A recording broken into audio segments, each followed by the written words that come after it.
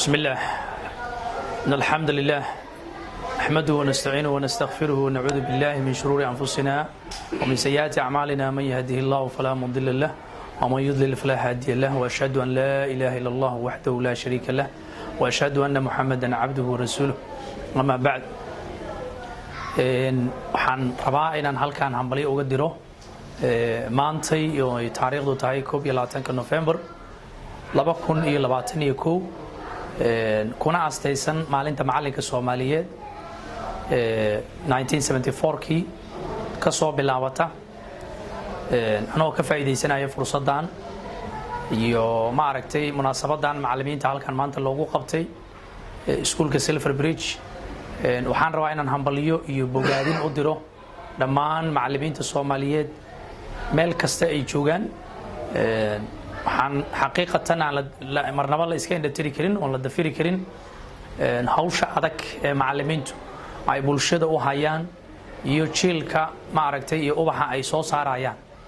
oo ay isugu jira dhaqaatiirta iyo maxaa la yiraahdaa injineerada iyo siyaasiyiinta dalka xukumaya waxa dhanba waxay ka yimaadaan asal macallin ay ka yimaadeen marka xaqiiqatan ahmiyadda iyo muhiimadda uu leeyahay macallin wax runtii laga sheekeyn karo ama la soo koobin karo ma aha kaliya waxaan rabaa inaan dhaho hambalyo maanta waa maalintiinii macallimiinta Soomaaliyeed meel alla meesha joogtaan waxaan si qaas ah aan rabaa inaan hambalyo ugu diro anigoo ku hadlaya afka maamulka iskuulka Silver Bridge qaybtiisa Helwa iyo faracyadiisa kale hodan iyo marka inaan bogaadiyo dhammaan macallimiinta ka howlgasha iskuulada Silver Bridge ana u hambaliyeeyo ugana hambaliyeeyo munaasabadan qaaliga ah ee maanta 21 November xaqiiqatan shaqada ah haysan waa shaqo ummadda Soomaaliyeed ay u baahan yihiin dhamaantood midka yar iyo midka weynba labadaba macallinimaduna waa professionka kaliya professionada kala dhan ay u baahan yihiin waa the only profession oo all other profession ay u baahan yihiin marka qofka macallimka ah yaani muhiimadda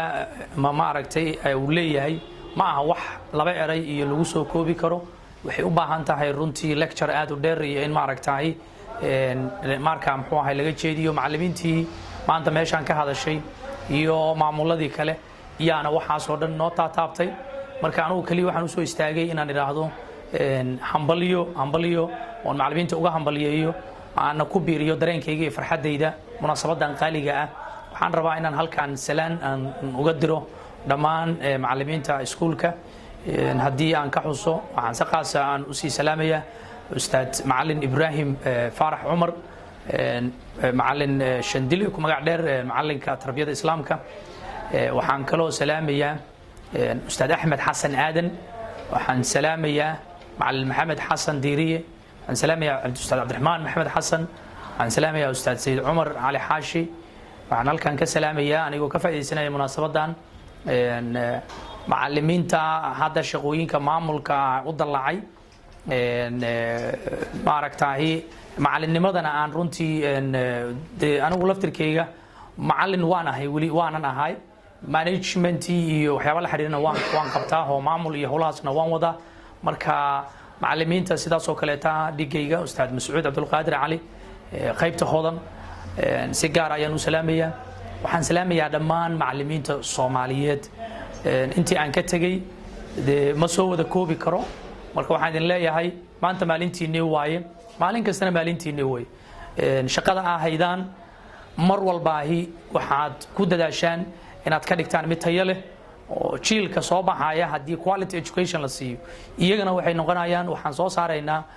dhaqaatiir iyo injineero tayo leh soo saaraynaa because dhammaan waxa dhaqtar maanta ay loo tagay isbitaal iyo injineerka guryaha noo dhisaya nooc kasta ay wuxuu ka soo baxay waa iskuul ayuu soo maray macna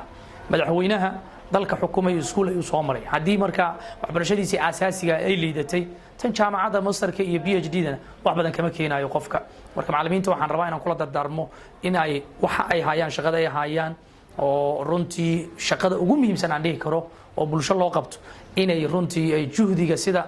maadaama ayba hawshaas ayba faraha ay kula jiraan haddana inay ku dadaalaan inay quality ay kor u qaadaan tayada ardada inay kor u qaadaan oo ay ardadooda aad u caawiyaan kuna dhiirigeliyaan waxbarashada. sanad waxaan ku jirnaa runtii ebtalaysan oo teknolojiyadii dadkii ma aragtaahi aqliyadoodii lala dagaalamayo, dhalinyaradii la mashquulinayo oo lagu marin habaabinayo teknolojiyad iyo waxyaabo kale, aaladihii baraha bulshada wixii sidii muhiimka ahayd loogama faa'iideysanayay siyaabo kale looga faa'iideysanaya. marka waxaan soo dhan macalinka waxaa la rabaa inuu la dagaalamo oo ardayga marka koowaad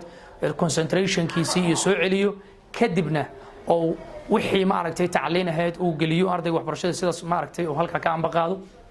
marka macallimiina insha Allah ta'ala طبعا معلن aan shaqadiisa u tababarnayn ma jiro, laakiin intaas ayaan ma aragtay ku darsanaya in quality-ga in kor loo qaado. It's the quality not the quantity. Quality-ga wax tara, quality students in la soo saaro. macallin kasta ahina waxa uu dhigayo oo ka fiiriyo biri inuu fiiriyo iyo ma aragtay ardayga saaka fadhiya inuu yahay mustaqbalka biri lagu fakanayo inuu yahay taa inuu ku dadaalo. dhammaan macallimiinta aan halkan magacooda ka sheegin waan salaamayaa,